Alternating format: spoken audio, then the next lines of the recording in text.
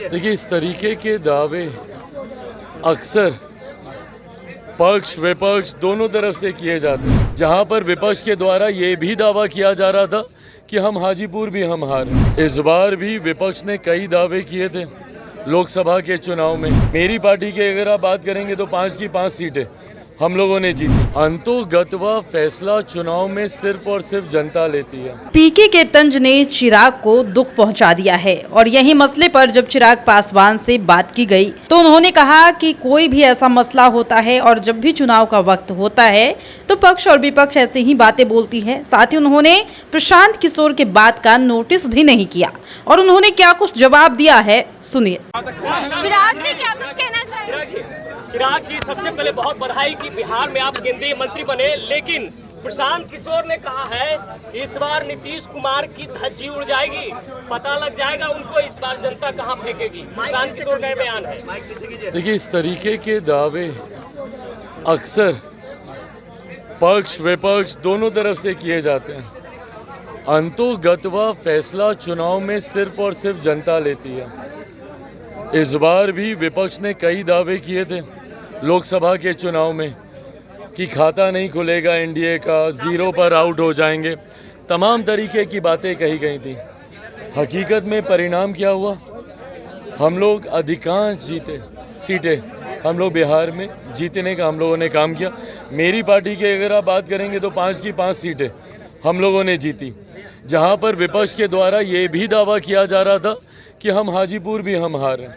तो ऐसे में इस तरीके की बातें कही जाती हैं, पर अंतोगत्वा जनता किसका साथ देती है। और एक बात स्पष्ट है कि जनता ने ये तय कर लिया है कि बिहार में डबल इंजन की सरकार से ही बिहार का विकास हो सकता है।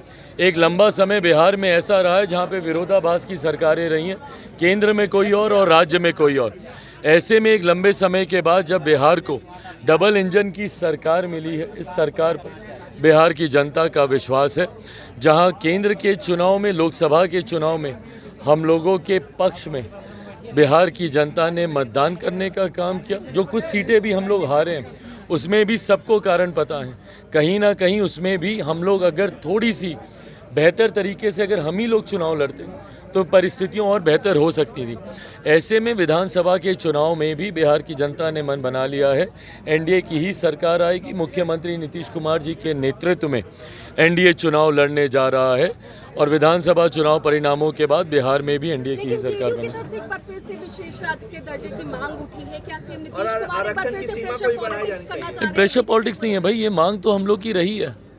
कौन सा ऐसा दल है जो कि बिहार से आता है और वो विशेष राज्य के दर्जे की मांग नहीं करता हो या उस पर अपनी सहमति नहीं देता हो? हम खुद इसके पक्षधर हैं। पर अगर हम ये बोलें कि भैया बिहार को विशेष राज्य का दर्जा देना चाहिए तो हम प्रेशर पॉलिटिक्स कर रहे हैं? नहीं, कतई नहीं। हम लोग जिस सरकार के गठबंधन में हैं, एनडीए का हम लोग हिस्सा हैं। एनडीए का सबसे बड़ा घटक दल भारतीय जनता पार्टी है, जिनके नेता हमारे देश के प्रधानमंत्री हैं, जिसपे हम सबको विश्वास है। ये मांग अगर हम उनसे नहीं करेंगे तो किन से करेंगे? हम लोग राजनीतिक दल होने के नाते ये भी मानते हैं कि ये नीति आयोग के अधीन ये विषय आता है। नीति आयोग के प्रावधानों के अनुसार इससे पहले जब प्लानिंग कमीशन होता था उसमें फिर भी कई ऐसे रिलैक्सेशंस थे जिसमें कई राज्यों को विशेष राज्य का दर्जा मिलता था। नए प्रावधानों के अनुसार ज़रूर इसमें कुछ टेक्निकल इश्यूज़ इसमें हैं, पर उसका भी मिलकर हम लोग समाधान ढूंढेंगे। जो जनता दल यूनाइटेड ने कहा है, ये मांग हम लोग की भी है कि बिहार को जल्द से जल्द विशेष राज्य का दर्जा मिलना चाहिए। अश्वनी चौबे ने कहा है कि बीजेपी के नेतृत्व में अगला विधानसभा चुनाव लड़ा जाना चाहिए, जबकि सम्राट चौधरी ने कहा कि नीतीश कुमार के ही अगुवाई में लड़ा जाएगा। अश्वनी चौबे के इस बयान को आप कैसे लेते हैं? देखिए, अब हर एक व्यक्ति विशेष के बयान पे टिप्पणी करते रहे। अधिकृत बयान किसका होता है? जो पार्टी के अध्यक्ष होते हैं। अधिकृत बयान एक अधिकृत व्यक्ति के माध्यम से आता है। पार्टी के कई नेता होते हैं जो अपने अपने पार्टी के प्रति आस्था रखकर इस तरीके के बयान देते हैं और उसका भी मैं सम्मान करता हूं, क्योंकि वो उनकी अपनी व्यक्तिगत भावना है। पर अंतोगत्वा जब आप एक गठबंधन का हिस्सा होते हैं, गठबंधन में दल के जिस नेता को या जिस अध्यक्ष को अधिकृत ये अधिकार दिया जाता है, उनका क्या फैसला है या उनका क्या बयान है वो ज़्यादा मायने रखता है। लालू यादव ने ट्वीट किया है और इमरजेंसी कहा है को कि लेकर आपातकाल के समय जब इमरजेंसी लगाई गई थी उस समय हमें भी जेल में भेजा गया था, लेकिन जो तत्कालीन प्रधानमंत्री उन्होंने गाली नहीं दिया था। आप जब सदन शुरू हुआ था तो इमरजेंसी को लेकर भी सवाल उठे थे, विपक्ष ने उस पर मौन भी नहीं रखा था। क्या मानते हैं कि क्या लालू यादव का ये पोस्ट किस तरीके से देख रहे हैं? देखिए, मुझे नहीं पता उन्होंने किस सोच के साथ ये पोस्ट किया है, पर ये वो लोग हैं जिन्होंने मेरे नेता, मेरे पिता आदरणीय रामविलास पासवान जी के साथ इतिहास के उस काले अध्याय का ध्वंस झेला है।